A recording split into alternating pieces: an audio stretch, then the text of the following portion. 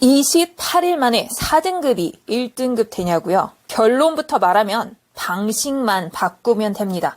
저는 20년 넘게 영어를 가르치면서 해석하느라 시간 다 쓰고 무슨 말인지 끝까지 이해도 못한 채 결국 감으로 찍다 무너지는 고3들 3월 모의고사에서 수도 없이 봤어요. 이 강의에서는 문장 해석 자세히 안 합니다. 찍기도 안 합니다. 대신 포인트만 먼저 잡고 그 근거로 선지를 빠르게 지워서 정답을 찾아냅니다. 시간은 줄고 정답률은 올라갑니다. 지금부터 바로 시작합니다. 2027학년도 수특 영독 1강의 1번입니다. 빈칸 추로는 말 바꾸기, 즉 코드를 찾아내셔야 됩니다. 다른 말로 승전어. 자, 영어식 말 바꾸기 이제 간단한 단어일 구일 수도 있고요. 문장일 수도 있어요. 동의어로 나올 수도 있고 반의어로 나올 수도 있다. 네, 연구에 관한 글이고요. 밑으로 쭉 내려가면 빈칸이 맨 마지막에 어떠한 감정 표현에 어떠한 현실. 이제 수식어가 나오는데 중요한 수식어겠죠. 이 transform은 변환하다, 전환시키 상태가 경험으로 바뀐다. 그러면 이 수식어가 도대체 뭐야? 자, 위에서 찾아내셔야겠죠? 우선은 선지를 먼저 보실게요. 1번에 restricted는 제한된, subjective는 주관적인, unfiltered는 여과되지 않은, contextual 맥락적인, unconcealed 감춰지지 않은. 여기는 사실상 이제 수식어 찾는 건데 이 수식어가 위에서 어떤 포인트로 어떤 식으로 말 바꾸겠는지 찾아내시면 되겠어요. 얼굴 표정의 보편성에 대한 주제, 이 주제를 가지고 연구를 했는데 그래서 연구에 대한 이제 포인트가 나왔기 때문에 무슨 포인트를 잡아서 내가 밑에서 갖다 써야 되는가 그걸 보셔야 돼요. 얼굴 표정이라는 것이 보편적이래. 정서라는 것이 사회화됐다라는 표현이 나오지. 그래서 정서라는 애가 나오시고요. 근데 이게 뭘 수반하냐면 상황적인 변수, 유한한 인간 감정의 레파토리. 여기는 변수인데 여기는 레파토리래. 자, 내 의미라는 거는 적어도 대략 그 종의 모든 구성원들이 대략 동일하다, 똑같다. 동일하다라는 거는 결국에는 보편성과 관련된 거는 이제 동시에 이자드라는 사람의 formulation, 책이죠. 체계적으로 정리를 했다는 건데 정서지, cognitive는 인지, 이 구조가 보여주는 거야. 또 이 사람 뭔가 전문가인데 정리를 해줬는데 이 감정이라는 것이 사실은 특정한 상황으로부터 분리가 되지 않아.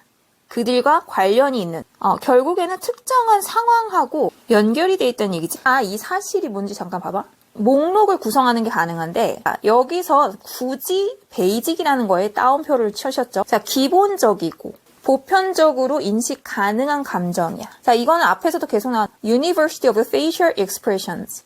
여기서 그런 포인트가 뭔데 나돈니 버돌소 구문이 종특 한 종에 국한된 이 레파토리, 얼굴 표정 이것뿐만 아니라 그 다음에 아마 더 강조를 하고 있는 더 근원적으로 더 큰 집합의 인간의 표현적인 행동. 그래서 웃음, 울음, 신체 움직임, 자세 이거 다 포함이야.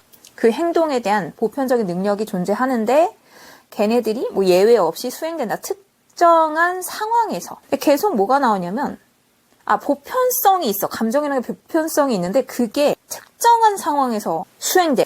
인간의 의사소통 기능의 한 요소로서 걔네는 만들어낸다. 반응의 필요를 뭐로부터냐면 환경으로부터 또한 그것에 의해서 형성되면서 감정이라는 거는 보편성이 있는데 근데 이게 어떤 특정한 상황, 환경 그리고 그걸로 인해서 또 만들어져. 자, 위에서도 뭐였어? 특정한 상황에 분리될 수 없어. 그러니까 사실상 이제 결론을 내리는 거지. 정리를 해주는 거야. 자, 루이스의 용어를 사용하자면 감정적 표현의 이러한 현실. 이러한 현실이라는 건 아까 뭐였어? 어떤 상황이 있다고 했지. 환경이 있다고 했지. 포인트가 위에서 계속 반복된 거야. 이게 전환시켜 상태를 경험으로 감정이라는 게 보편적인 특성이 있긴 하지만 특정한 상황에서 나온다. 그래서 이게 상태지만 이 특정한 상황에서 내가 경험하는 거잖아.